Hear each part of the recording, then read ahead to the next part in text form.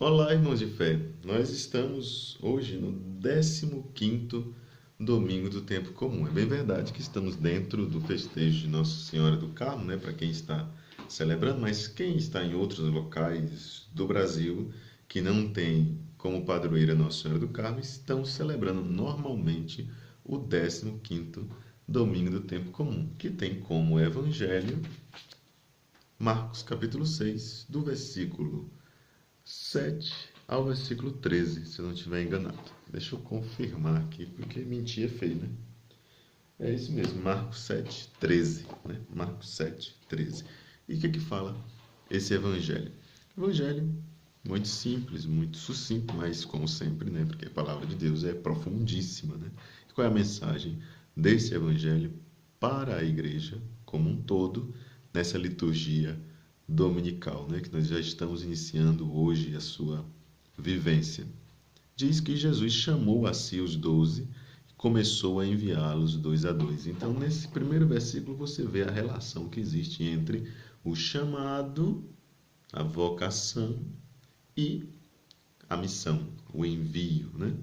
Vou repetir o versículo.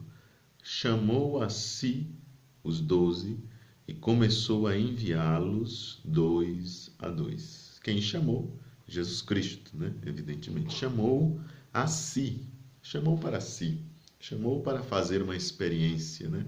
Não chamou e enviou. Chamou a si. Chamou para junto dele. Trouxe para a sua escola, para a sua vivência, para que eles começassem a fazer uma experiência com o Mestre. E aí se supõe que depois os enviou. Porque aqui, São Marcos, nesses versículos, ele está fazendo uma síntese, né? Acontece uma série de eventos. Isso podem ser em vários dias, em vários meses, em vários anos. Mas o evangelista, ele faz aquilo que os teólogos chamam de sumário. Ou seja, um resumão. Fez um resumão aqui e colocou muitas ideias sobre aquilo que é o projeto de Jesus. Então aqui é um projeto, né? Vamos projetar a vida baseados naquilo que os outros viveram. Os outros quem? A comunidade primitiva e os evangelistas que conseguiram captar estas experiências iniciais. As experiências iniciais estão baseadas num chamado divino, um chamado que vem de Deus, ou seja, numa vocação, uma vocação para fazer uma experiência com o Mestre, fazendo essa experiência para depois sair em missão, ou seja, entrar na escola de Jesus Cristo, ser discípulos e depois ser missionários. Então, há uma direta relação entre vocação e missão, chamado e o envio. Isso aparece aqui, neste sumário, no primeiro versículo, quando Marcos está dizendo: chamou a si os 12 e começou a enviá-los dois a dois. E deu-lhes autoridade. Jesus Cristo concede, transmite uma autoridade para estes que vão sair em missão. Né? De onde que vem a autoridade? A autoridade vem de Jesus. Não vem deles mesmos, mas vem de Jesus Cristo. A autoridade hoje é da palavra. Né? Por que isso que eu estou falando aqui tem sentido? Por que isso é verdade? Você pode aceitar isso que eu estou dizendo? Porque é palavra de Deus, não é palavra minha, né? A autoridade não vem de mim, a autoridade não vem do missionário, a autoridade não vem do padre, a autoridade não vem do bispo, a autoridade não vem do catequista, a autoridade não vem daquele que está ali anunciando a boa nova. A autoridade vem de Jesus Cristo. E deu autoridade sobre os espíritos impuros. Recomendou-lhes que nada levassem para o caminho, porque é preciso ser simples e ser desapegado, né? Coisa que está faltando aí nas nossas comunidades, nas nossas paróquias, nas nossas dioceses, em todo o nosso mundo, né? Está faltando simplicidade na vida, né? Está faltando desapego das coisas materiais. Você pode levar um cajado para o caminho, porque o cajado ele é sinal do viajante, né? O viajante precisa de um apoio e de fato é muito útil. Eu já fiz uma experiência de usando um cajado, fazer uma caminhada, um retiro que nós fizemos em 2000, não sei quanto. E ali nós utilizamos um cajado. Eu sei que é muito útil o cajado, né? Principalmente para quem viaja grandes distâncias. Não levem pão, nem alforge, nem dinheiro no cinto. Né? Por quê? Porque esses missionários eles vão ter um amparo da comunidade. Eles não precisam se preocupar com aquilo que vão comer, com aquilo que vão vestir. Porque a comunidade é que vai lhes ajudar. Né? Se a comunidade for de Deus, né? Porque tem umas comunidades que, pelo amor de Deus, né? As comunidades deixam o missionário até passar fome.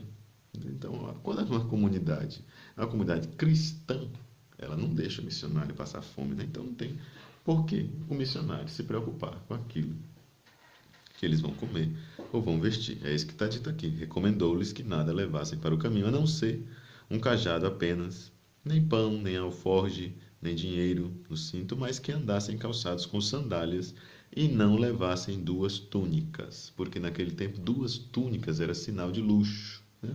Então hoje, se fôssemos levar em consideração o que hoje é sinal de luxo, a lista aqui ia ficar um pouquinho maior, né? Mas aqui é suficiente, nós sabemos que não é para levar 2 túnicas, porque essas 2 túnicas são um sinal de luxo. Então não se quer luxo, se quer simplicidade e desapego das coisas materiais. Essa é a mensagem, esse é o sentido. E Jesus dizia-lhes: onde quer que entreis numa casa, nela permanecei até vos retirardes do lugar. Né? Se supõe que ele vai pregar, que ele vai fazer visitas, que ele vai anunciar a boa nova, e ali ele vai ficar hospedado em um lugar. Ali ele deve permanecer. Porque a mensagem é urgente, ele não deve ficar procurando lugares, eu vou sair daqui, vou andar. Então você deve, onde lhe acolheram, fique ali e anuncie, faça o seu serviço, aquilo que é preciso ser feito. Depois que terminar o seu serviço, aí você vai para o próximo lugar. E se algum lugar não vos receber, nem vos quiser ouvir, ao partirdes de lá, sacudi o pó debaixo dos vossos pés, em testemunho contra eles. Então, quando a comunidade aceita, a boa notícia se torna causa de salvação para aquele povo, para aquela comunidade. Agora, uma comunidade que não aceita a boa nova de Deus, de Jesus Cristo, esta boa nova de salvação, se transforma em boa nova de juízo. Né? Ela se transforma num juízo de condenação. E o missionário não deve levar dali nem a poeira que está nos pés. Porque é de fato digna de condenação aqueles que não aceitaram. Se não aceitaram, são malditos. Né? O Evangelho de Mateus diz: vinde benditos de meu Pai, afastai-vos de mim, malditos. Ou seja, estes que não aceitam a mensagem de Deus, estes que não querem fazer a vontade de Deus, são os malditos. E dos malditos, a gente não quer nem o pó da cidade deles. Não vai carregar nas nossas sandálias nem a poeira deste povo. Né? Ao contrário, aqueles que aceitam, nós ali permanecemos. Quando o missionário ali permanece a graça de Deus. E permanece muito mais ainda a palavra de Deus. Não o missionário, assim, fisicamente, permaneceis ali. Permanecei até vos retirardes do lugar. Permaneça ali, permanecendo ali. Quando você sair, a palavra de Deus vai permanecer. Partindo eles, pregavam que todos se arrependessem. A pregação falava de arrependimento, de mudança de vida. E expulsavam muitos demônios, né? Naquele tempo eles expulsaram muitos demônios e hoje nós também temos um monte de demônios para expulsar. Cada um deve buscar aí quais são os seus demônios. É o demônio do dinheiro? É o demônio do luxo? É o demônio da falta de desapego, da falta de simplicidade, da falta de humor? É o mau humor, o demônio do mau humor? Talvez seja o demônio da divisão. Talvez seja o demônio da discórdia, talvez seja o demônio da fofoca, talvez seja o demônio, enfim. Né?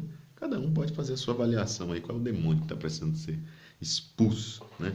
Pelo poder da palavra de Deus. E curavam muitos enfermos, ungindo-os com óleo. A unção com óleo que nos leva para o fato de que ela cura. A unção que supõe o toque de Deus, né? Você não consegue ungir uma pessoa à distância, né? Por controle remoto não se unge ninguém, né? Para ungir você precisa tocar, você precisa se aproximar. Então o missionário ele precisa ser este que vai ao encontro, este que se aproxima do necessitado, se aproxima do enfermo. Curavam muitos enfermos, ungindo. Então, onde é que estão os enfermos? Eles estão nas casas.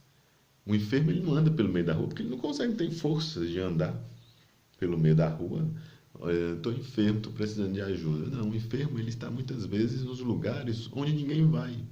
Então, o missionário ele precisa ir ao encontro das pessoas aonde elas estão, aonde está ali a sua necessidade e tocar em suas feridas. Às vezes as feridas, esta enfermidade é uma enfermidade física, muitas vezes é uma enfermidade espiritual. Muitas vezes você está precisando, para atender essa necessidade, fazer uma campanha na sua comunidade, ajudar essa pessoa com cesta básica. Outras vezes é simplesmente o ouvido. Você vai chegar, vai ouvir essa pessoa, vai lhe aconselhar, vai lhe ajudar, vai lhe dar um consolo. E aqui nós estamos vendo um apelo daquilo que o bom samaritano vai fazer. Em outra ocasião, talvez, nós vamos meditar sobre o Evangelho do Bom Samaritano, mas aqui já está a missão, a dinâmica da vida destes que querem ser bons samaritanos. As pastorais aí nas paróquias, os movimentos, tudo aquelas pessoas que estão ali atuantes na vida da comunidade, devem se tornar estes missionários que vão ao encontro das necessidades das pessoas para tocar nessas necessidades. Tocar não simplesmente fisicamente, mas também fisicamente, mas tocar de forma espiritual nessas que são as feridas, as enfermidades, que são, em muitos momentos, mais espirituais do que físicos. Mas quando se encontrarem os físicos, também estes devem ser auxiliados, e às vezes são os mais urgentes, né? Os espirituais, às vezes, também são muito urgentes.